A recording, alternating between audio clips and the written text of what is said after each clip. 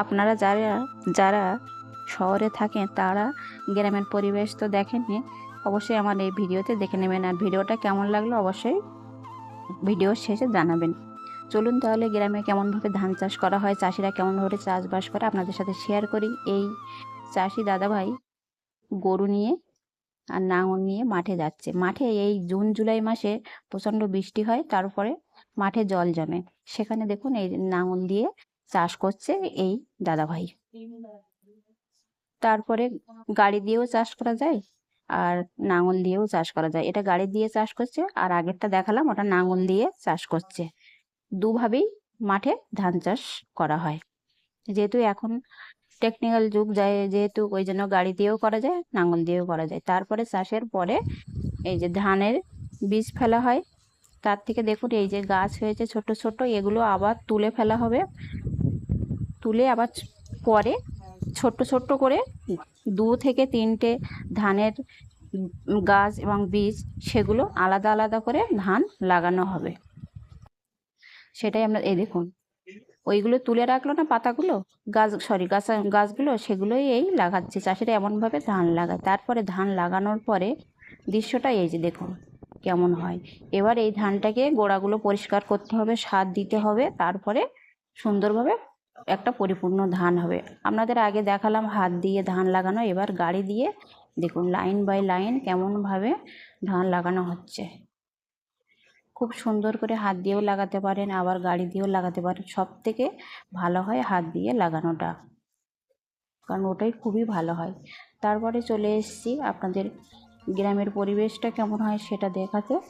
এই দেখুন সরু রাস্তা, 2 ধারে নানান ধরনের সবুজ প্রাকৃতিক গাছ, নানান রকম সবজি লাগানো হয়। গ্রামের পরিবেশ কিন্তু এমনই হয়। যারা আপনারা শহরে থাকেন তারা তো দেখেননি, অবশ্যই এই ভিডিওটা দেখলে বুঝতে পারবেন যে কীরকম হয় গ্রামের পরিবেশ। এই দেখুন এখানে ছোট্ট একটি ঘর আছে, সেখানে কাঠ রাখা রয়েছে। আর এই সাইডে দেখুন ধান গাছ লাগানো হয়েছে। যে ধান গাছ আপনাদের দেখালাম, সেই ধান গাছ দেখুন এবার ধান গাছগুলো একটু একটু করে বড় হয়েছে, এখনো সম্পূর্ণ ধান হয়নি, সম্পূর্ণ ধান হতে এখনো অনেক বাকি আছে। তারপরে দেখুন এই যে ধান অল্প অল্প বড় হয়েও গেছে, এবার একটু একটু হালকা হলুদ হচ্ছে। ধান যখন পুরোপুরি সম্পূর্ণ ধান হয়ে যাবে তখন পুরো পেকে হলুদ হয়ে যাবে। কি সুন্দর দেখুন, সবুজের মাঝে হলুদ, ভীষণই ভালো লাগছে। আপনাদের কেমন লাগছে ভিডিওটা বন্ধুরা অবশ্যই কমেন্টে কিন্তু জানাবেন। এই দেখুন ধান গাছ কত সুন্দর হয় দেখতে, তাই না?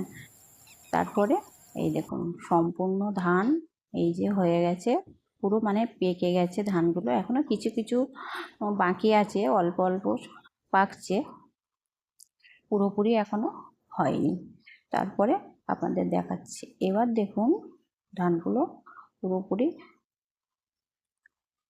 আগস্ট সেপ্টেম্বর অক্টোবরের দিকে আবার ধান পুরো পেকে যাবে, পুরো তখন চাষিরা কাটবে। এই দেখুন সম্পূর্ণ ধান পুরো পেকে হয়ে গেছে, কি বড় বড় হয়েছে দেখেছেন তো? এর থেকে চাল হবে।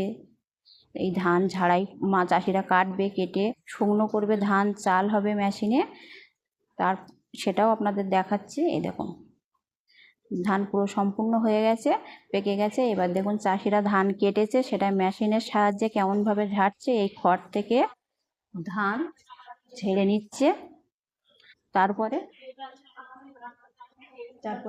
খুব সুন্দর হয়েছে, কত সুন্দর চাল হয়েছে। এটা সরু চাল কিন্তু লম্বা টাইপের সরু চালও হয়, সরু ধান থেকে সরু ধান চাল হবে, আর সরু চাল থেকে মোটা চাল হবে। তেমনভাবেই চাষ করা হয়। এক মুঠো চালে ভাতের জন্য চাষিরা কত কষ্ট করে, তাই না? যাই হোক বন্ধুরা, আমার ভিডিওটা যদি আপনাদের ভালো লাগে, গ্রামের এই পরিবেশ, আপনারা যারা শহরে থাকেন তারা তো দেখেননি, অবশ্যই আমার এই ভিডিওটা দেখে নেবেন। যদি ভালো লাগে আপনাদের একটা লাইক করে আমার পাশে থাকবেন। আর এই দেখুন এটা কিন্তু একটু মোটা চাল, এই চালটা একটু ছোট আর একটু মোটা, তাই না? এই 2 ধরনের চাল আপনাদের দেখালাম। কেমন লাগলো অবশ্যই জানাবেন। যদি ভালো লাগে একটা লাইক কমেন্ট করে পাশে থাকবেন। সবাই ভালো থাকবেন, সুস্থ থাকবেন। ধন্যবাদ সবাইকে। আবার